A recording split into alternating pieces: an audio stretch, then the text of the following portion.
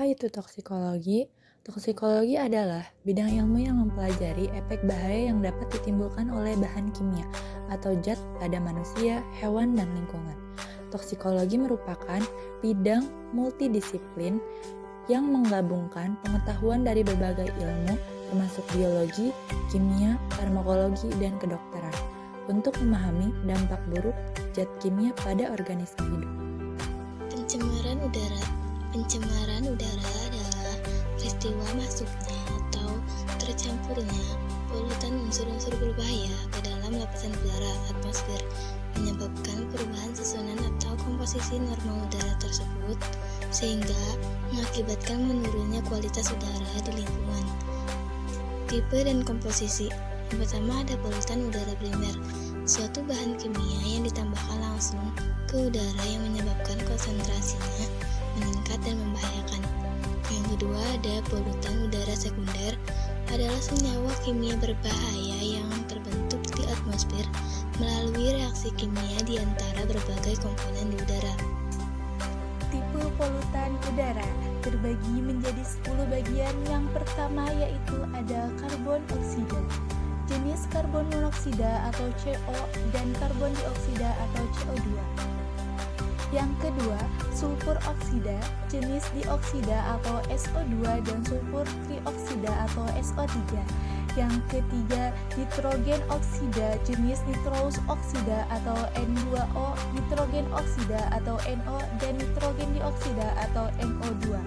Yang keempat, senyawa organik, jenis pestisida, herbisida, berbagai jenis alkohol, asam, dan bahan kimia lainnya. Yang kelima, substansi radioaktif, jenis tritium, radon, emisi dari bahan bakar fosil dan pembangkit tenaga listrik. Yang keenam, kebisingan atau noise. Yang ketujuh, hidrokarbon, jenis senyawa organik yang mengandung karbon dan hidrogen atau CH4, butan atau C4H10, dan benzen atau C6H6. Yang kedelapan, oksidan fotokimia jenis ozon atau O3, pan atau suatu kelompok metan peroksasil nitrates, dan berbagai senyawa aldehid.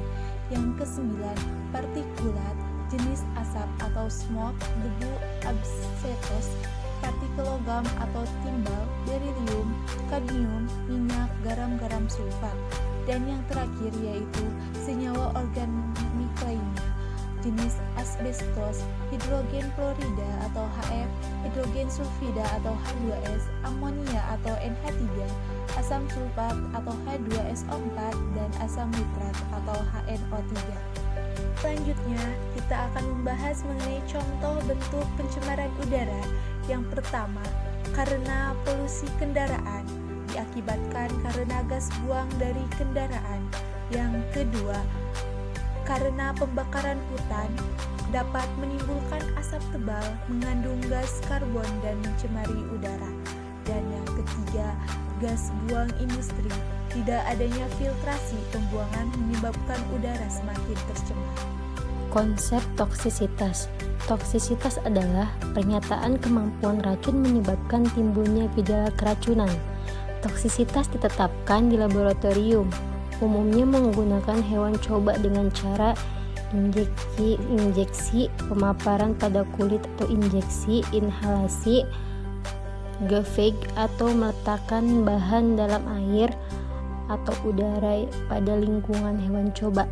Macam-macam jalur masuk racun: pernapasan inhalasi, pencernaan oral dan ingesti, kulit absorbasi dermal, injeksi, distribusi toksik dalam tubuh, blood-brain transfer, pembuluh darah, diffusional transfer, molekul ke molekul.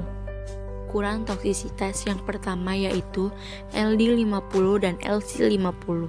Jumlah dosis efektif senyawa kimia yang mampu menyebabkan kematian 50% populasi hewan coba yang terpapar dengan berbagai cara dinyatakan dengan satuan miligram per kilogram berat badan. Yang kedua, ED50. Dosis efektif, dosis yang menyebabkan efek spesifik selain mematikan pada 50% hewan. Yang ketiga, ambang dosis. Tingkat dosis rendah ini di mana tidak ada efek yang dapat diamati. Ambang batas diperkirakan ada untuk efek tertentu seperti efek toksik akut. Mekanisme aksi efek toksik yang pertama yaitu toksis intrasel. Toksisitas yang diawali dengan interaksi secara langsung antara zat kimia atau metabolitnya. Yang kedua, toksik ekstraksel. Toksisitas secara tidak langsung dengan mempengaruhi lingkungan sel sasaran tetapi dapat mempengaruhi pada sel sasaran. Gangguan menyebabkan perubahan struktur atau fungsi sel.